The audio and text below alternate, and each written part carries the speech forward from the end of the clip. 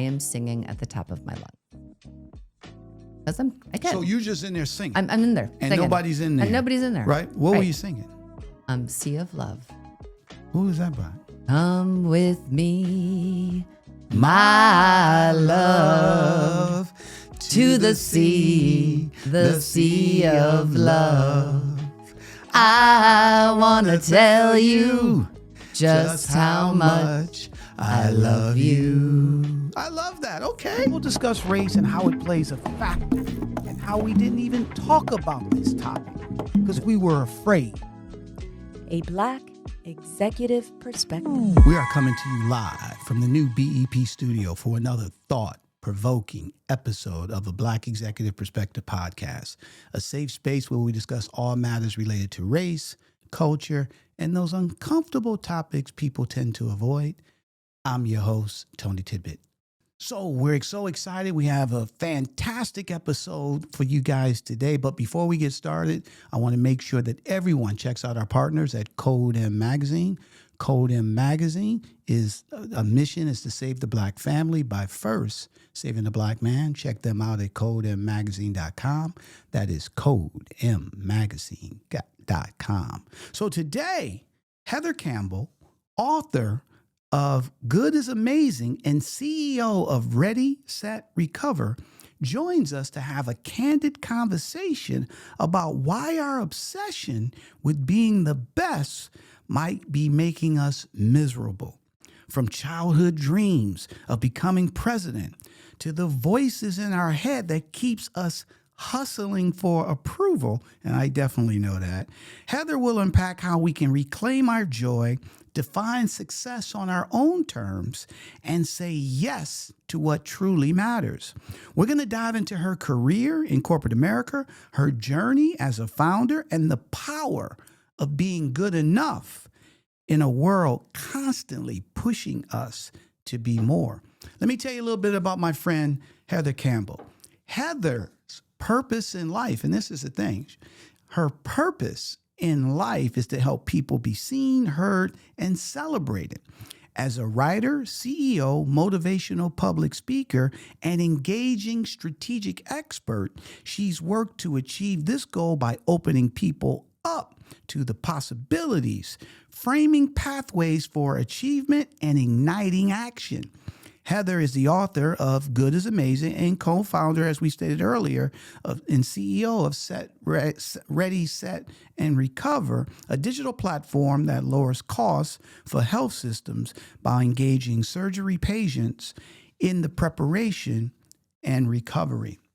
Heather Campbell, welcome to a Black Executive Perspective podcast, my sister. I am so excited to be here. Well, look, I'm excited too because, number one, and just to be transparent, Heather's been a friend of my wife's for years. They used to work at ESPN years ago.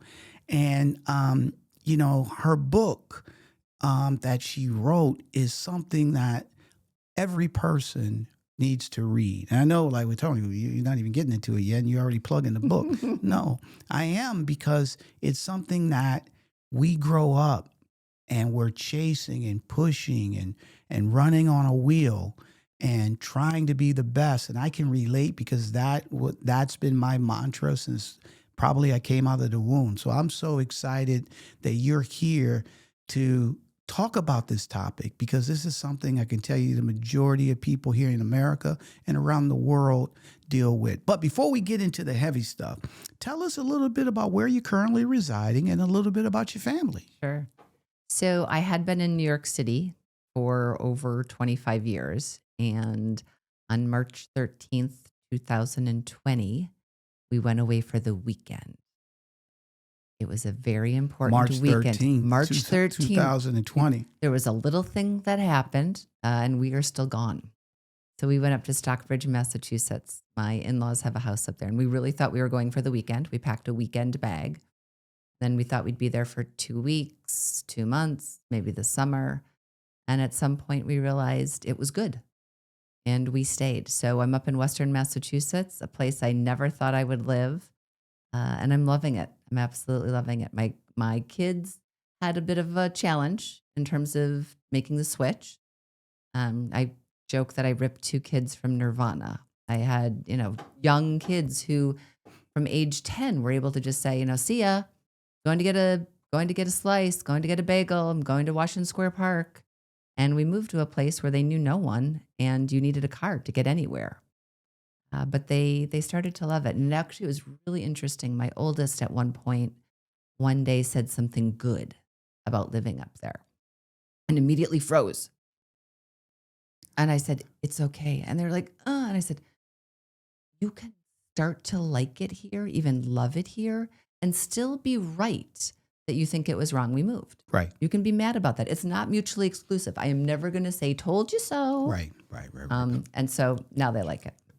That's awesome. And then how old are the kids? They are 18 and 16. 18 is, oh, wow. So 2 years apart. Yes. High school. So I can see that. Yeah. You have roots and you pull up and you go somewhere the unknown. So I totally get it. So let me ask you this question, right? I mean, you have a very fantastic career. You're doing things to help people. You talked about your purpose in life. Actually, just for our audience, Heather was just in New York City and she, trekked down here on a Friday afternoon to do this. So you're in heavy demand. You have a lot of things going on. You're an author, a writer. So why did you want to come on a Black Executive Perspective podcast to talk about this topic? Your energy and voice is so important. Really, you when the minute we started talking, it's magnetic. It inspires me, and I'm looking for inspiration. We all are. Right. We are all looking for inspiration. And this is an opportunity for me, yes, to talk about what I'm doing. I feel an opportunity and a responsibility, to be honest. And when you say you feel an opportunity and responsibility, what do you mean? I've been talking about this book for a long time. I actually, for years, I think 10 years, I would say, oh, I'm writing a book. And people would say, oh, and I'd tell them the title and I'd see their shoulders fall and they'd lean in. Yes. And then I'd think, I really need to write more than the title. I've got a catchphrase. I know that we need this. I know that we need to hear these things. And it's so hard because the messages are so loud out there about everything else. Go, be the GOAT, get more. What kind of car do you drive? Where did you go to school? You have kids, in the same ages. The whole idea of the reveal day of where kids are going to college. And I love positive energy, but the message of check me out, this is the name that I've got going, is really hard. So I felt a responsibility and to get these messages out because as people are hearing it and reading it and talking to me, I'm getting the most amazing and crazy responses from people of, oh, there's a chapter in the book about the word just. I hate that word. When someone says, oh, I'm just a mom, I'm just a stay-at-home mom, I'm just a teacher, I'm just doing this, you're belittling yourself. Someone just emailed me the other day, I am taking just out of my vocabulary. So that's why I feel a responsibility and an opportunity. It's not a weighty, like, oh, I gotta, it's I can. Right. Well, look, I'm glad so number one, you can't hear, okay, which is great, and talk about the book. And we definitely want to hear about the responses and what the world is saying about your book in terms of after they read it. So you ready to dive deep, my friend? I'm ready. All right. So let's talk about it. So, one of the things, and you spoke about the responsibility and how you wanted to help people and the journey of, and you haven't gotten too deep into it yet, but a 10-year journey in terms of putting this thing together, right? And, when you read the book, it opens up. It opens on a powerful story from college. Yes. Can you let's walk us through that moment because that was a moment with your mother. Yes. Okay. Yes. So tell us a little bit about that. Yeah. I'm at the University of Wisconsin, which is a great school. Loved it. Absolutely. And my mom called. We had a regular call when on Sundays. She would call in every Sunday. And so it was strange for her to call. She starts talking, and all of a sudden her voice ramps up and her energy is ramped up. And and I'm not even honestly paying that much attention. I'm kind of, looking at stuff. And all of a sudden she says, Heather, promise me, please, that you will be president of the United States. And And how old were you? I was a sophomore. So you were in college. I was a sophomore in college. Okay. I have never been the president of anything at this point. And let me ask you this. Did she ever say that to you when you were 5? No. 7? No. 10? 12? My mom, that's one of the reasons why this has stuck out in my head so much. She wanted great things for me. As most parents do, right? But it was be happy and take care of yourself. Go to school and practice being an adult. So to have her come really at me with this, I need you to do this something, and I can't remember what was going on, but something had happened in the world and it was bad. And it's a great compliment that my mom thought I could fix it by becoming president someday. But it really sent me tumbling into this, what do I want to do in life? What am I going to be in life? Do I need to be, to change the world, do I need to be president of the United States? And I remember she kept talking and she asked me to be senator when I said no to being president, compromised. Could I be a senator? And she was serious. She was serious. Okay. Yes. And no. Like, I don't know that she really thought I could do that, but she did. She thought if I jumped in, I could be a part of changing the world. And what I started talking to her about was, I actually am changing the world. I do it every day. I've got a large family. I'm one of 23 first cousins on my mom's side. And at the time there were three of them that I saw a lot still. And they were young. And so I picked out them. And when I'm with I'm changing the world. When I make them feel seen, there was a moment actually with one of them where we were in a group and all of a sudden I started rubbing one of their backs. They had their back to me. And they didn't turn to see who it was. They didn't, their body didn't stiffen. They just leaned. I literally had their back. When you literally have the back of a child, it changes the world. And so I remember this moment very strongly thinking about, what do I need to be?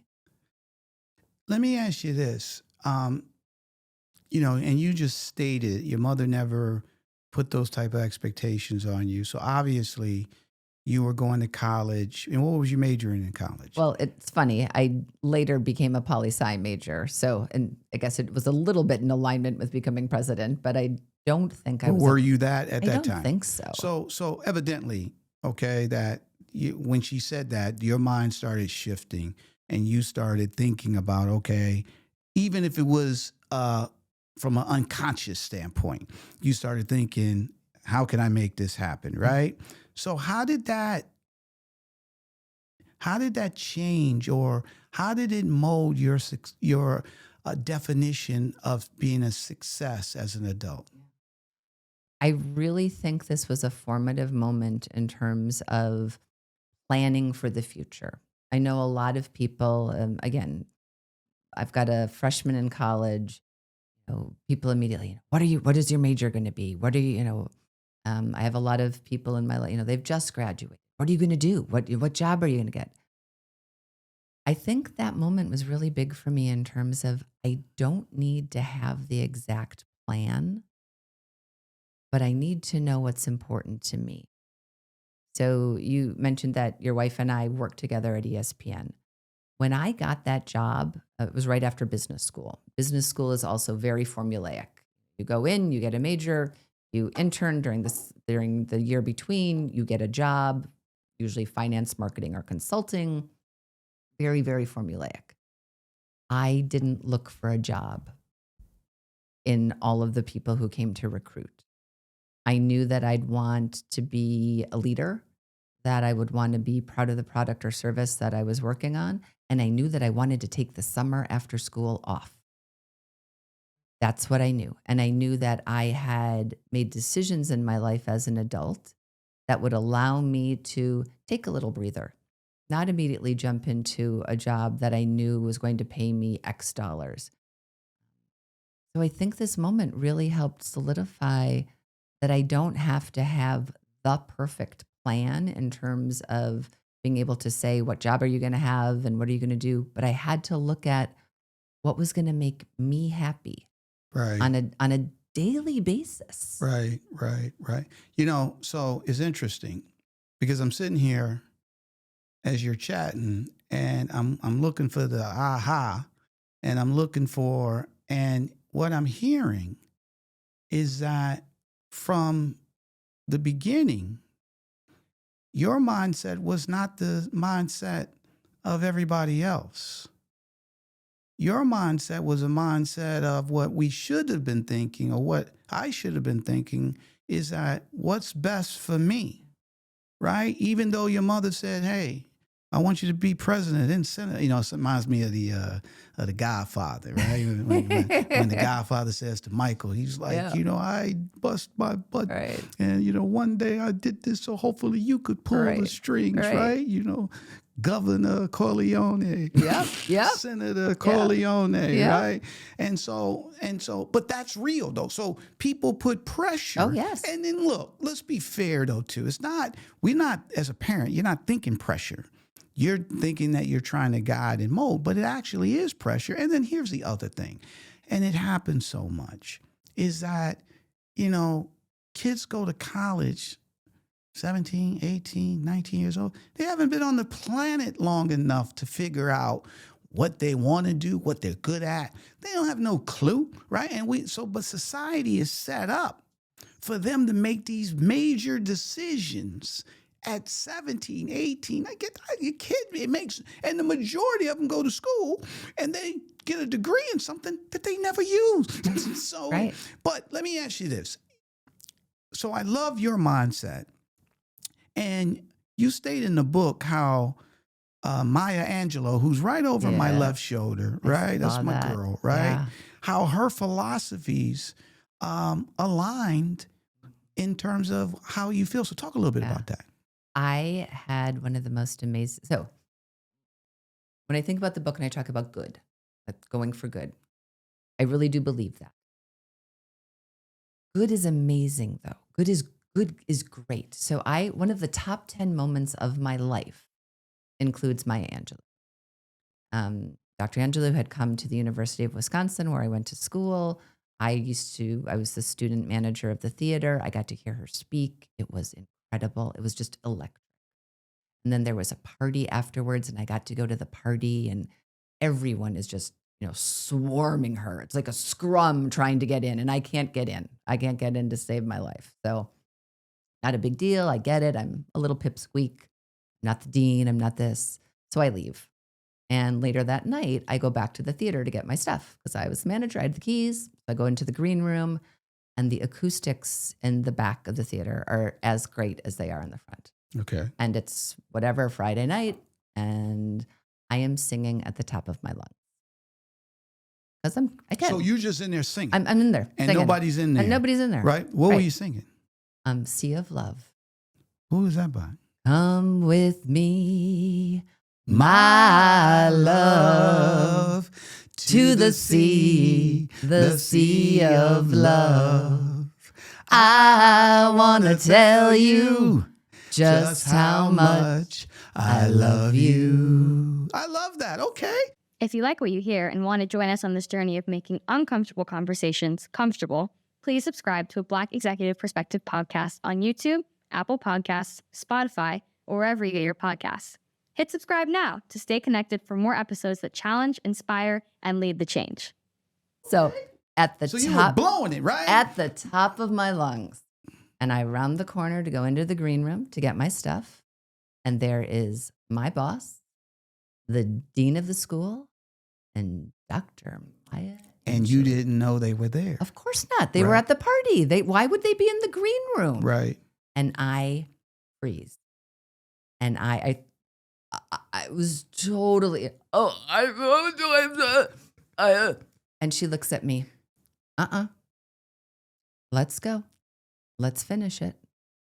And we finished the song And together. she sung it with you. She sang it with me. That's awesome. Now, I didn't get a job from that. I didn't get a title from that. I didn't, social media didn't exist. I didn't become an influencer from it. It's one of the top 10 moments of my life. Explain why. I felt I could do anything. I walked into this room and this magnetic, energetic, phenomenal person who I've admired so much is bringing out in me something that's in me. And that's it. It was just good. That's awesome. It felt wonderful. And when you say it was just good, dive into that a little bit. Why don't you use the word it was great? It was excellent. You know, It doesn't need to be extreme.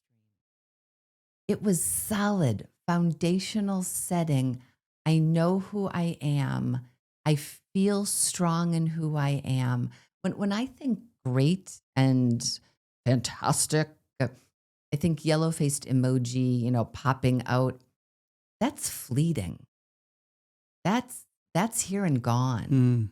This is something that I have held on to in scary moments. In scary moments when I turn a corner and something happens and I think, oh, sang with Maya Angelou. I can do this. you know, it's interesting the way you just answered that, right? And then, you know, while you're talking, all of a sudden, you know, lights are flashing in my head. And I'm starting to see what you're talking about. Because sometimes, you know, you have a feeling you're doing something and you feel so good about it. Or to your point, somebody like Maya Angelou or whoever made you feel seen, made you feel important, made you feel like all I have to do is just be myself. And you're right. It doesn't have to be great. That's just a good moment. That's just, I feel good about that, right? Yep. But we turn these things into, nah, it's got to be better than that, all right? And that's the society. And so we don't, you know, we don't revel, or we don't bathe, I should say. Yes. We don't bathe in good. Yes. And although good is happening all the time, All the time. we don't see that.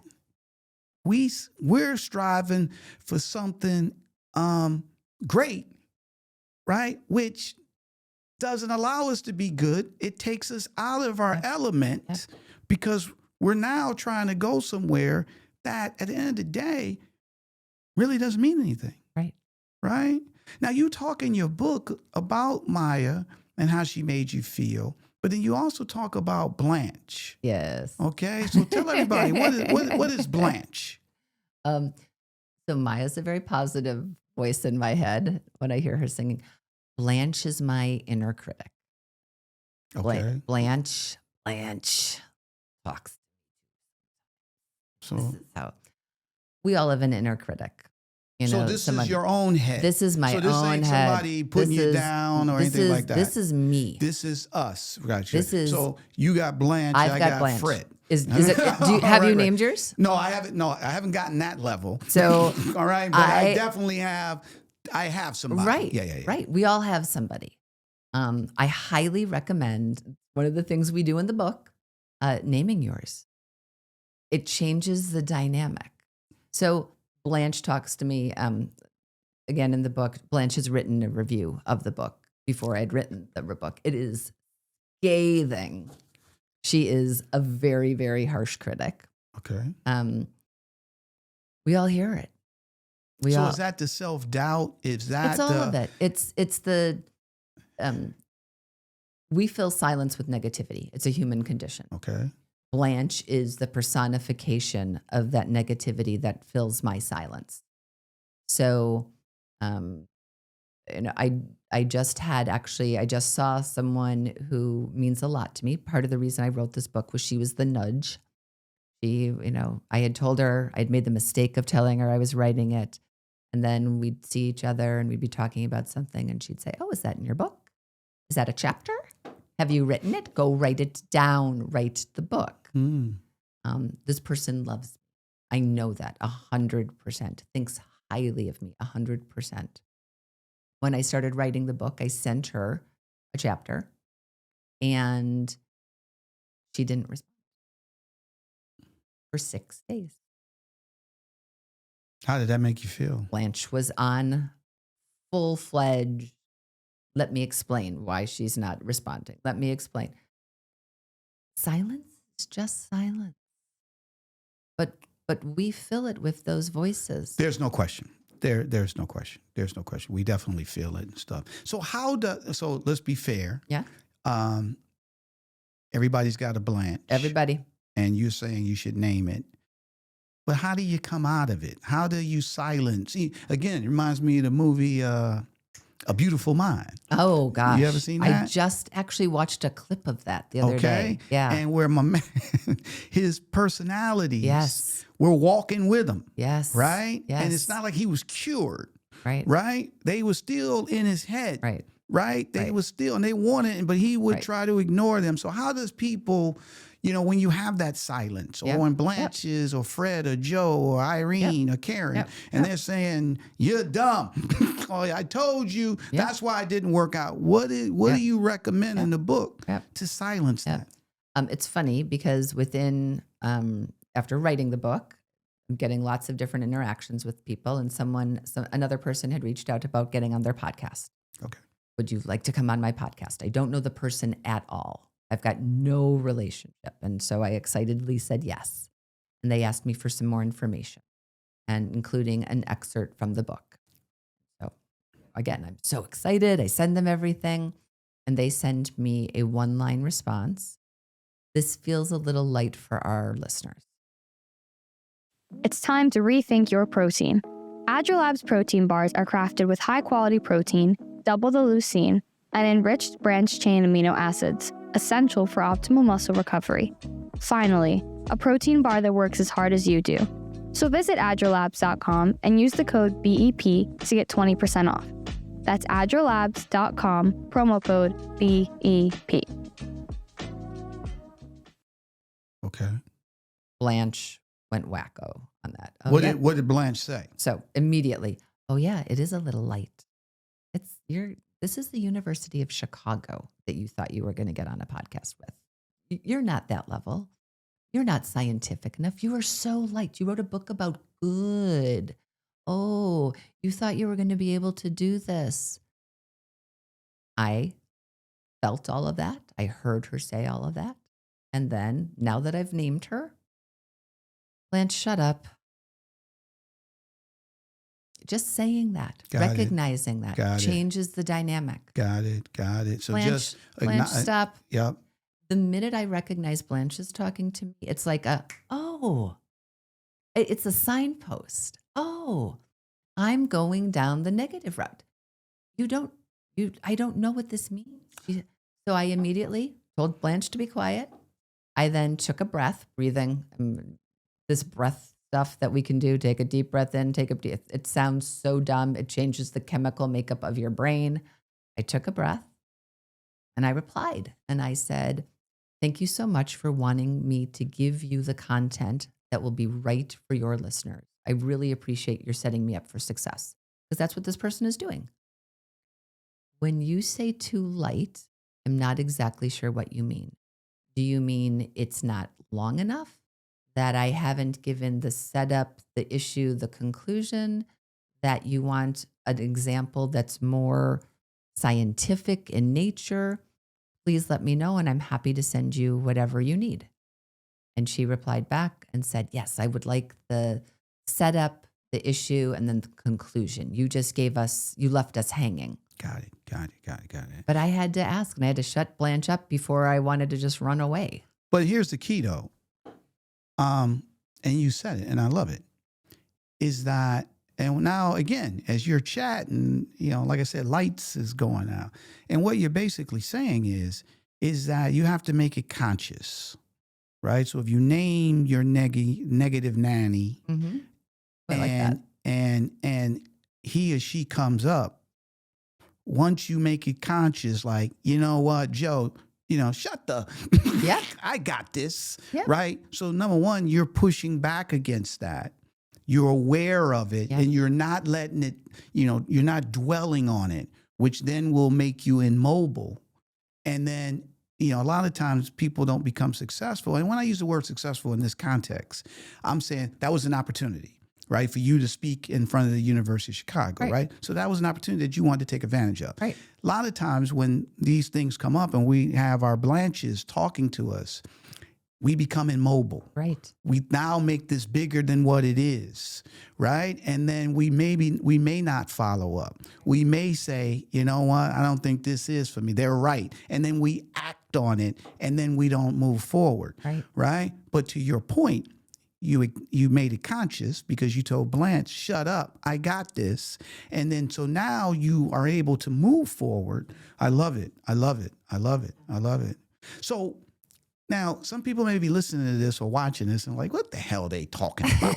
You know what I'm saying? I know Blanche and Fred and Joe. You kidding me? This stuff happens all the time. You just deal with it, blah, blah, blah. What would you say to that? Is it working for you? And if so, great. But if it's not, and often it's not, we do these dances with ourselves all the time. Again, back to like, what song are you singing and what dance are you doing? If it's working for you, awesome. And it makes me think of actually one of the things I talk about is being the GOAT, the greatest of all time. If there is something in your life that you wholeheartedly want to put everything into, awesome. I'm all for it. But if it's not something you want to do, or if it's not working for you, and you are talking to yourself in negative ways that are making you feel small, greedily, that makes me mad if that's what's going on with you, because I know that if you come to the world full on, full head, full heart, eyes bright, my world's better. I want you to do this because I'm greedy. I want my world to be better. And if you are a happier, healthier person, my world's better too. My kids' world is better. Your kids' world are better. So what I'd say again is if it's working for you truly, awesome. But if it's not, maybe take a breath and think about this stuff. But I love how you framed that too, right? Because if there are more happy individuals in the world and happy with themselves, right, then their society becomes happy with themselves, right? And then because we all got to intermingle with those individuals. Right. We're connected. We're all connected, right? And so that's excellent. And one of the things I remember years ago, I always believed that you speak things into existence, okay, good or bad, right? And I remember I was telling this to a friend of mine, and he was like, I don't believe in words becoming prophecy. And I remember saying to him, I was like, bro, you ain't got to believe. Just look at your life. Okay? Look at your life, right? It's a lot of times you speak in negativity into your life and you're getting negativity and you think negative. Right? So I'm totally aligned. But speaking of negative, and I hate to say negative, but when you were in corporate America, right? And back when you worked at ESPN, right?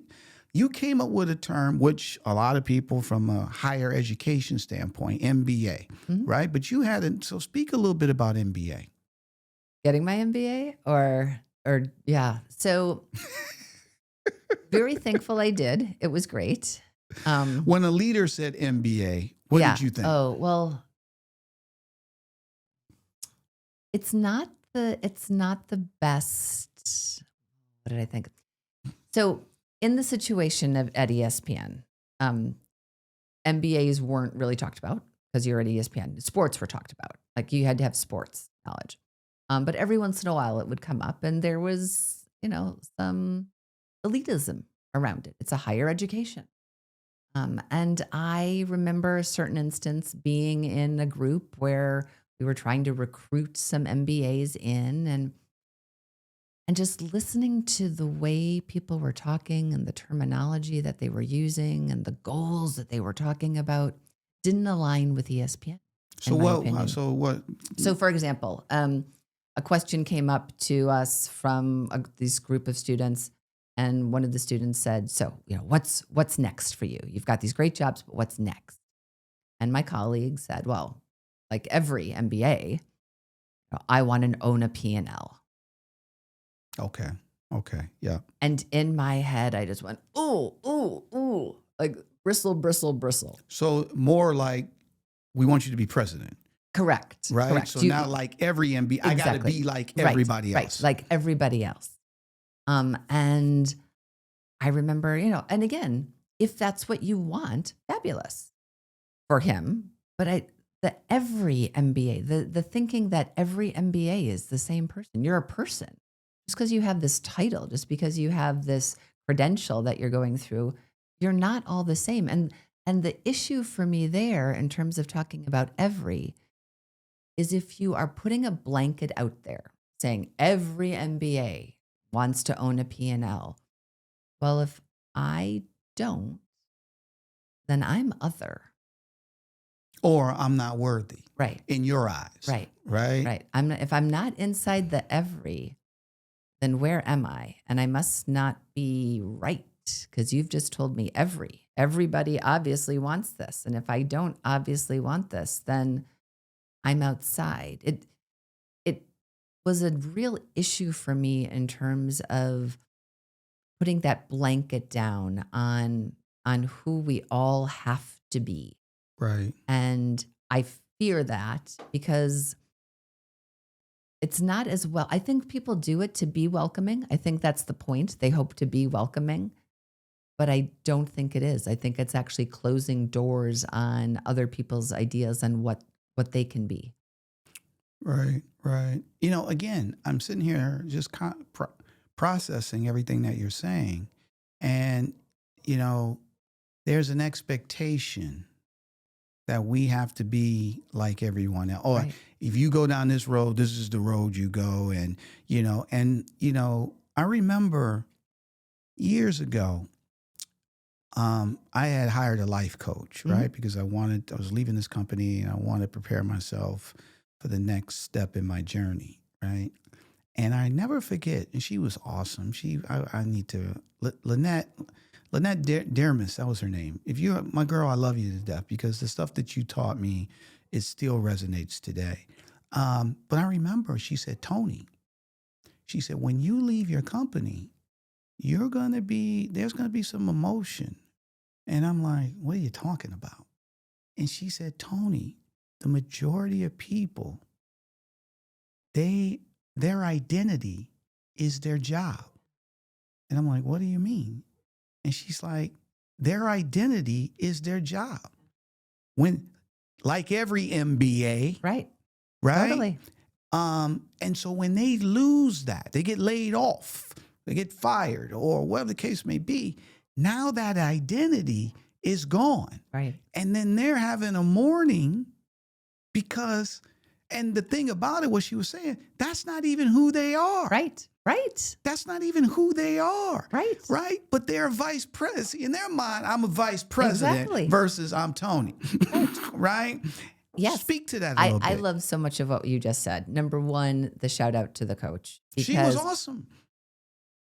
I am such a big believer in having people who know the way the mind works, the way the world works, who have, therapists, coaches, who recognize you as a person, but who aren't a part of your family.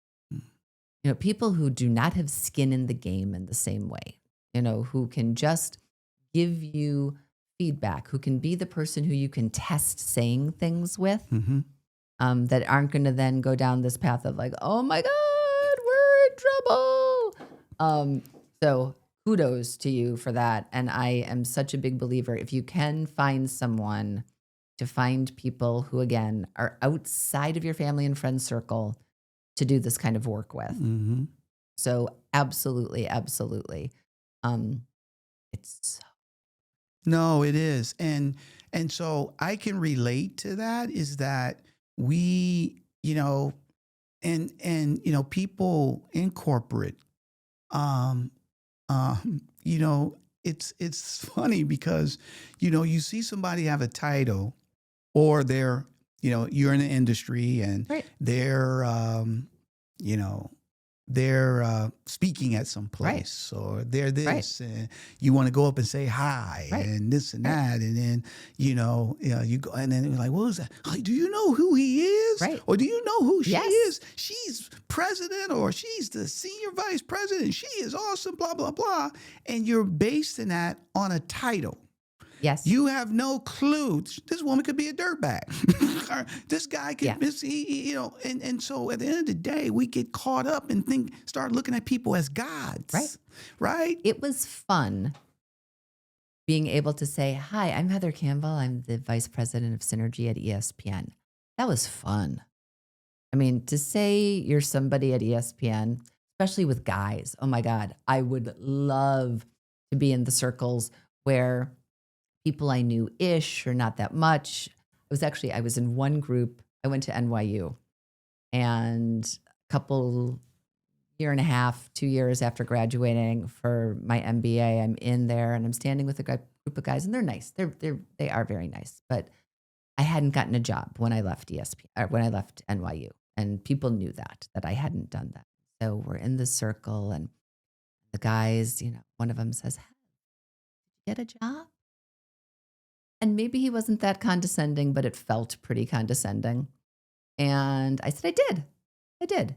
And he's like, guys, Heather got a job. That's congratulations. What did you get? Well, I got a job at ESPN. And you're where? I'm like, ESPN, have you heard of it? And they're like, what do you do at ESPN? And then I thought, what's the thing I could say right now that was just going to feel so good? And I said, well, I don't know. Do you know, what's a good example? Do you know Stuart Scott or Dan Patrick or Chris Berman, Dick Schaap? Do you know of any of those people? Well, right now I'm doing book signings with them throughout New York to make a book that we just did, a New York Times bestseller.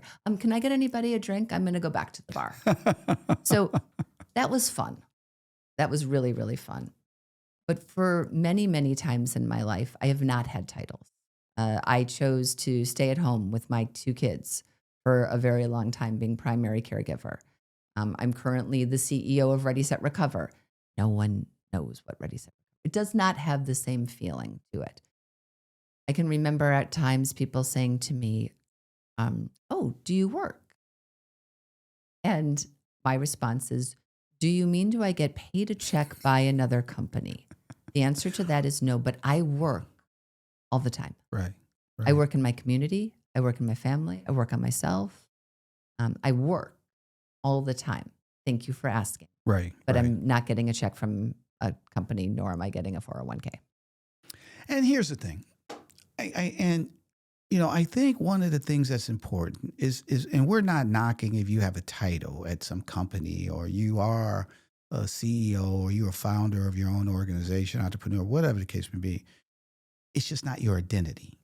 Okay. It's what you do to make a living, but all the other things that you do, being a father or a mother or a wife, or I'm a writer, all the other things is part of who you are. And so a lot of times we get caught up in terms of, and then, and the things that you're talking about, Heather, is so, I don't know if I can pronounce it the right way, societal norms, where we've just made these things like, there's just so blatant. I don't want to say blatant, but they're woven into the system, right? That we don't even know what we're doing or saying, and it's like the sheep leading the sheep, right? And so, that's why I'm so glad that you wrote this book, to be able to get people to just think a little bit and recognize that good is okay. It doesn't have to be great, and being in a capitalist society like the United States, that's totally, are you kidding me? Good is like, get out of here. You a loser, or you don't have a winner's mindset, or you're not willing to do whatever it takes. Nobody's saying, and you just said a few minutes ago, you're not, if that's good for you, that's great, right? But if you're doing something that you're not happy with, that's taking you out of your norms, and that you're trying to achieve something, thinking that if I get this, I'll be where I want to be, when you're ignoring all the stuff that you've been doing that's just good, that's still great, but it doesn't have to. So talk to us a little bit, 10 years. 10 years. Yeah. You had a title, 10 years. What, and then you had a, what do you call her? What was her? A nudge? My nudge. Your Yeah. nudge. You had a nudge. So talk about what finally made you write this book and go deep into it as you did.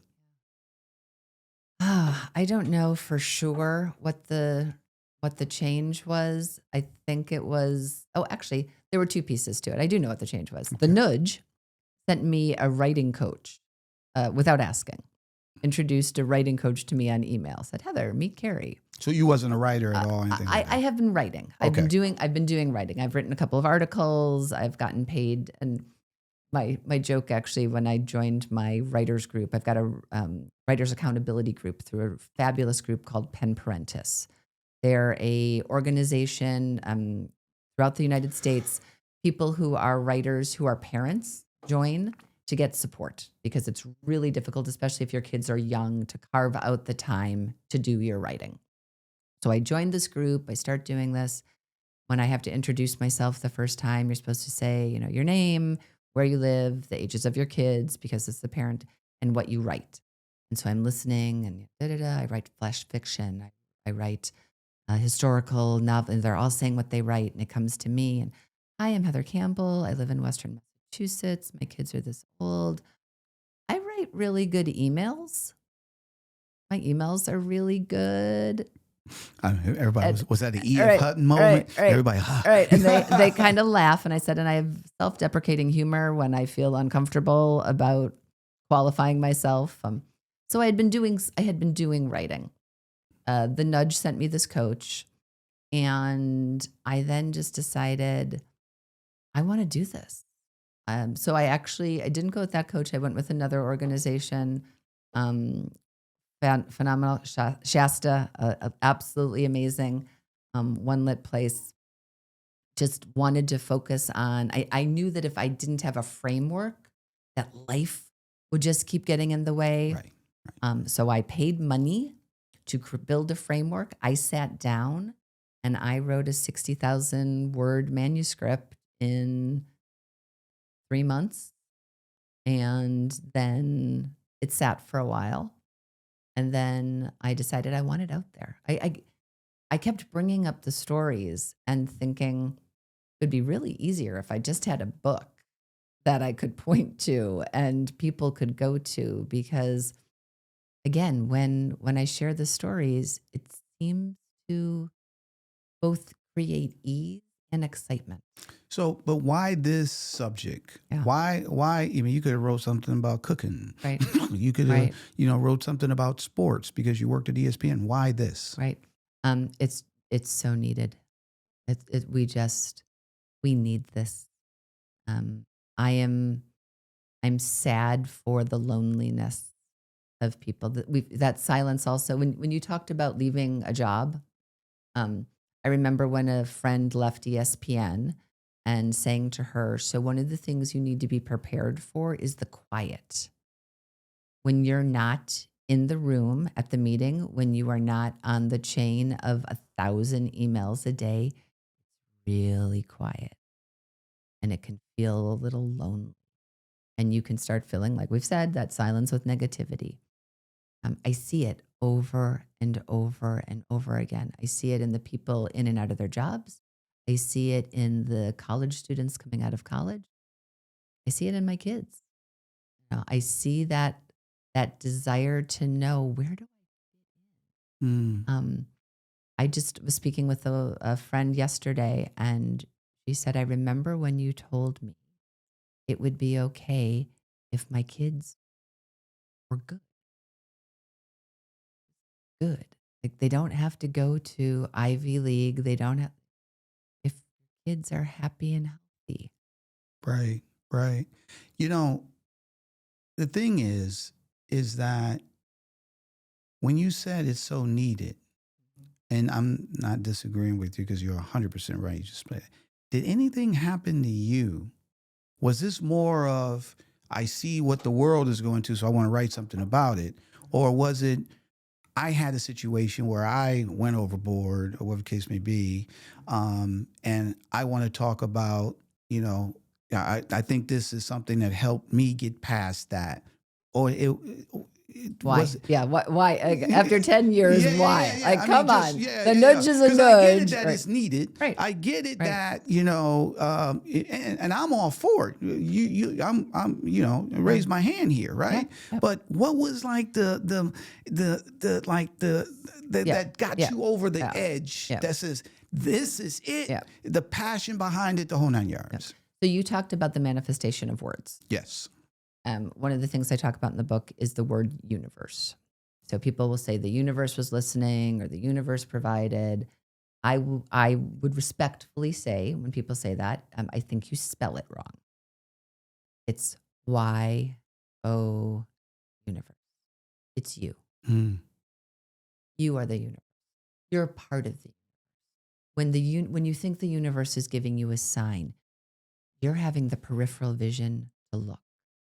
When you think the universe is telling you something, you've probably put it out there to say it, and it's coming back to you. So when I think about this book, I have told my kids could probably tell you 50% of the stories in this book verbatim because they've heard them. I've put it out there, and I've put it out there enough that the nudge and others were saying, oh my God, just write the book Got already. it. I love it. I love it. And that then fed me to, what am I waiting for? Is it Blanche? Is it Blanche just saying? I mean, Blanche is always talking. She's always talking. It was actually just thinking about the counter to Blanche's. I was at where I live.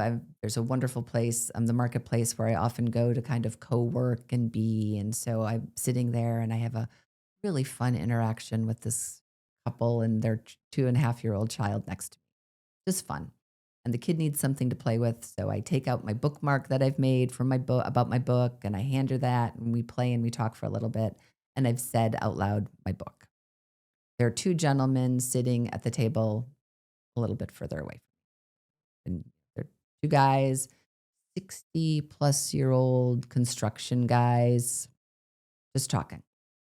I stopped interacting with these people. One of them looks at me. So you wrote a book? And I said, yes. He said, do you have it with you? And I said, yes. He said, can I see it? Sure. I hand him my book. Do you know how many people say they're going to write a book and never do? Do you know how hard this is? Do you know how proud of you should be for writing this book? Thank you. That's part of the why. You know, it's, I'm probably going to write a second one. I don't know what it's going to be about yet, but I keep putting it out there. I keep getting fed. Yes. That's the I love reason, it. I because love it's feeding me. Yeah, I love it. It's- So, oh my girl, see, we're going deep. I love it. And being fed. So so we use the word fed. Let's get feedback. Yeah. What some of the feedback have you gotten from people who've read the book? It's been amazing. It really has. It's to combat Blanche, I've started cutting and pasting into a document some of the things that people have said. So what do people say? People have said, I bought this for my kid, and I realized as I looked at it, I need it for me. They've said I bought it for me. And as I read it, I realized my kid needs this. They have said they're taking the word just out of their vocabulary. So talk a little bit about that, because we didn't dive into that before we go to the next segment. Yeah. Why don't you like the word just? It belittles. I'm just a mom staying at home with my kids. I'm just a school teacher. I'm just doing this right now. We use it to belittle ourselves. We also use it to often belittle energy that we don't understand what we need. So I just need you to go do something. Will you just go do this? Anytime someone says that to me, I know you have no idea what it really will take to do that. And you think it's going to be small and easy.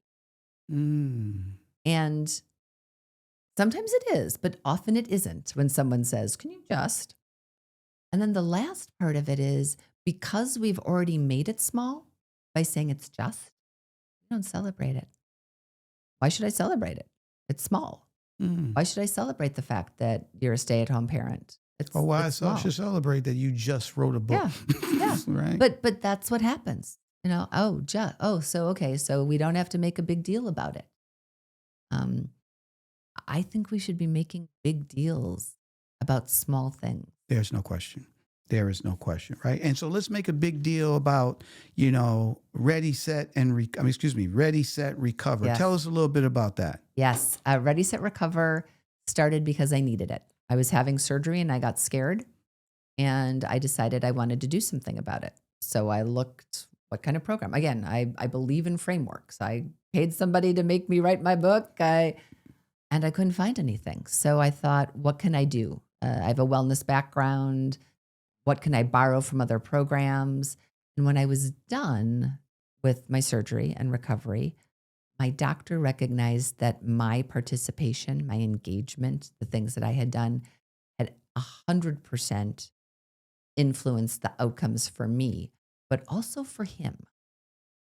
It made the work he did easier. It made it easier on his team because I wasn't freaking out. I wasn't calling them all the time saying, and it made it easier on his bottom line.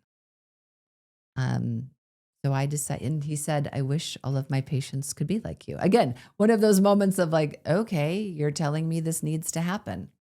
I can do it. So what does Ready, Set, Recover do? Ready, Set, Recover is an online platform. When patients find out they have to have surgery, my hope is your doctor will soon say, I'm good at this. I'm a surgeon. I'm going to take care of the medical side. You're important in this too. We partner with this program, Ready, Set, Recover. You should do it. It's going to change your outcomes. It's 24 days, 16 days before surgery, 8 days day of and after. And we give you small action steps that you can do along this journey that are going to change the way your body is ready, the way your heart is ready, the way your mind is ready, both logistic and holistic in terms of, for example, when you're having surgery, you tell people because you have to. Sometimes you have to tell them because maybe you're going to miss work or there's someone who loves you. When I had surgery, I told everyone I got good news and great news. Good news is why I went to see the surgeon, it's fine. But the great news is there's something really wrong that would have been bad, but they found it. So I'm having surgery. So I told that 1,000 times. Good news, great news, good news, great news. That's what I heard. That's what they responded to. It could have said, I have a bone-eating lesion. It's eaten a third of the bone. It could shatter at any second and it could be.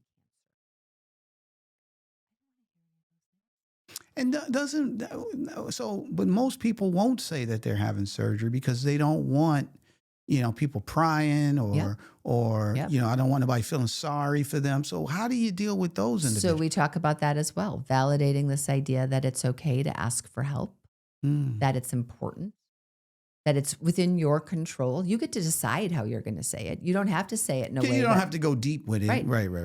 It was interesting when I was having surgery, my mom, again, such good fodder for lots of stories. She's your beta person. She is. Oh my gosh. She was actually funny. I didn't tell a lot of people when I finally decided to write the book. I kept it kind of quiet. And when it was almost done, I told my mom, finally, I said, I'm writing a book. Gosh, that's so great. You're writing a book. That's so great. Am I in? Oh my gosh. Am I in it? Oh my God. Am I in it? I'm in it. Oh my God. Am I horrible? Yeah. What did you tell the world that I did? Right. But when I told her I was having surgery, she said, what is it? What is it called? And I said, it's a conundrum. They don't know why it happens. She said, no.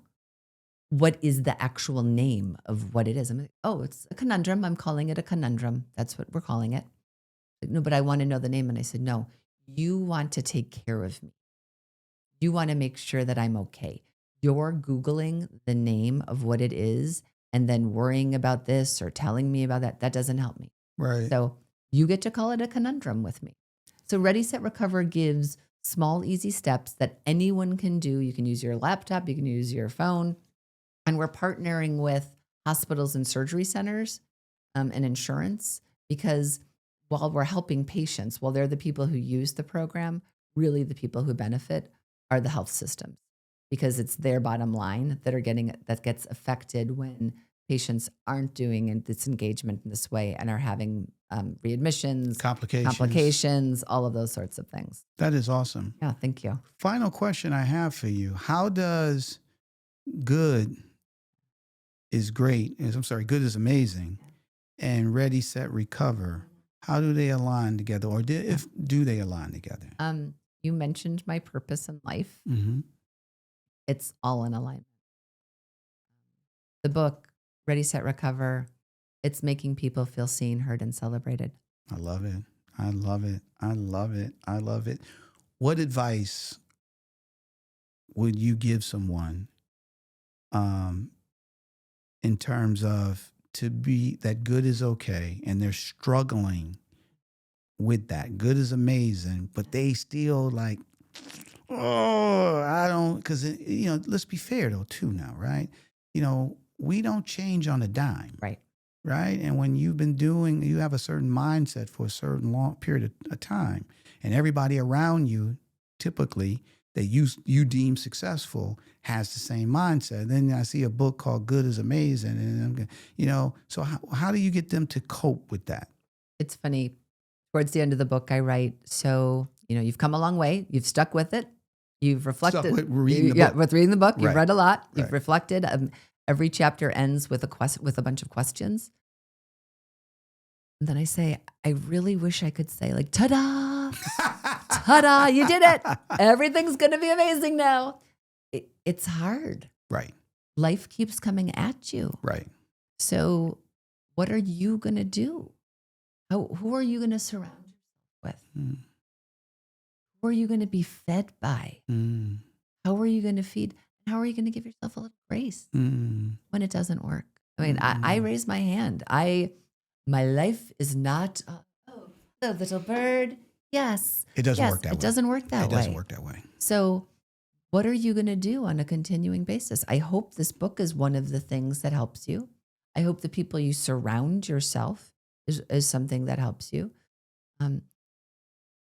You've got to look at the frameworks that you're using and support yourself. And also within this, I also want to say that critical to all of this is that we all need our foundational needs covered. So I'm very lucky that I can be starting with my foundational needs. I've got a roof over my head. Right. I've got food in my belly. Yeah, right. I've got that's right. where you've got to start too. And back to, I'm greedy and I want this for everyone. We need to make sure the foundational needs of everybody are covered. There's no question. That's critical. There's no question. I think the other thing though too is that, it's like an alcoholic, right? When is an alcoholic on its road to, he or she is on their road to recovery when they say I'm an alcoholic, right? And so I think being conscious, and I think that's what your book can do, of letting people know that not everything needs to be run. Right? If you pull back and just half of that, it can be enlightening. It can make you feel better. Yes. It can make you more happier. Yeah, maybe you still want to push to here and totally get it, but you don't have to push 100% of the time, right? And if there are those things that you are pushing towards, can you celebrate the way you get there? Exactly. Celebrate the milestone. Exactly. And it's okay to say, I did a good job. Exactly. It's okay. I can't believe it, but it's okay to accept the accolades. Right. Like the guy said, you should be proud of yourself that you wrote this book. Right. Right. So those things are very, very important. Yep. I love it. So how can a Black Executive Perspective podcast help you? Well, this has been so much fun. Again, feeding me. I've been excited about this conversation since we said we were going to do it. So you already have helped, truly. I mean, this is fun. Well, that's why I do it, because it's fun. But more importantly, I do it to have people like you come on and share your fantastic story and your purpose, which I love in terms of helping others is just what this platform is all about, right? That's why we set it up. It's the people's platform. It's for people to come on and share. But what I'm going to ask of you, tell people where they can buy your Yes. book. So it is available online. Okay. If you like to buy at Barnes & Noble, if you like to buy at Amazon, or if you have another site that you like, it is on many, many sites, so you can go online and get it. If you want to learn more about me, because I am, in addition to having written the book, I do public speaking, I do strategy work, I do other writing. You can go to my website, which is heathercampbell.com, same name as the book. And yeah, I'm hoping that more people feel inspired. When I gave the manuscript to my editor, I said, you should know my goal as you're reading this. You should absolutely know my goal. My goal is to entertain and inspire people. Oh, I love it. I love it. I love it. What's the website again? HeatherACampbell.com. HeatherACampbell.com. We want to thank you for coming on a Black Executive Perspective podcast, sharing your stories, your energy, your insight. It's been fantastic. And I can tell you this, and you've heard it as we were walking through the journey, is that you just educated me, because I said lights were going off in my head as we were talking. So, that's the beautiful thing about the universe is that we're all connected. We all feel energy from one another, and we can all learn from one another as long as we're open to that. So I want you to stay right there. So now I think it's time for Tony's Tidbit. And so the tidbit today, you don't have to be the best to be fulfilled. Being good is already amazing. We've confused excellence with exhaustion, but true success starts when you define it for yourself and stop chasing someone else's version of greatness. And you heard a lot of that from our friend Heather and her book. Check it out. Good is amazing. So don't forget to check out the next, Need to Know by Dr. Nasinga Burton. Dr. Burton dives into the timely and crucial topics that's happening on the world on a daily basis that you don't have time to check out. So check her out every Thursday here on the Black Executive Perspective podcast, Need to Know with Dr. Nasinga. And don't forget to check out the next Pull Up, Speak Up. Our roundtable gets together and tackles the most hot button topic issues. It's raw, it's authentic. You want to hear everyone's perspective. It's just not an episode, it's a revolution. So don't forget to check out Pull Up, Speak Up here on the Black Executive Perspective podcast. Now, it's time for our call to action. For if this is your first time watching a Black Executive or listening to a Black Executive Perspective podcast, our goal, our mission is to eliminate and decrease all forms of discrimination. And the way we want everyone to incorporate and to go to action is our acronym, which we called LESS. LESS. L stands for learn. You want to learn about other racial nuances and other cultures so you can enlighten yourself. And then after you learn, you have the letter E, which stands for empathy.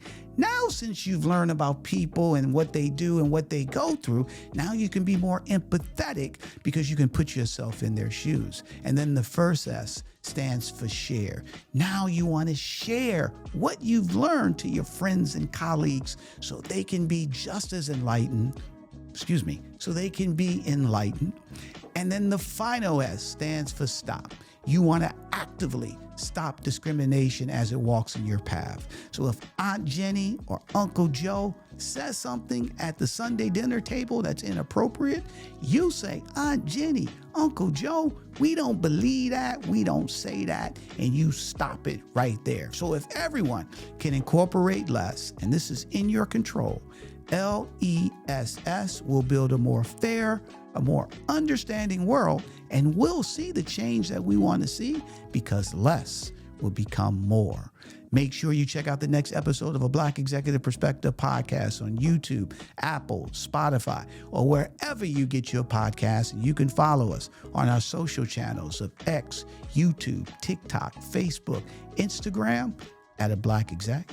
I'm Tony Tidbit. We talked about it. We learned about it. We laughed about it. We're going to continue to strive about it, and we're going to thrive about it. We love you, and we're out. A Black Executive Perspective.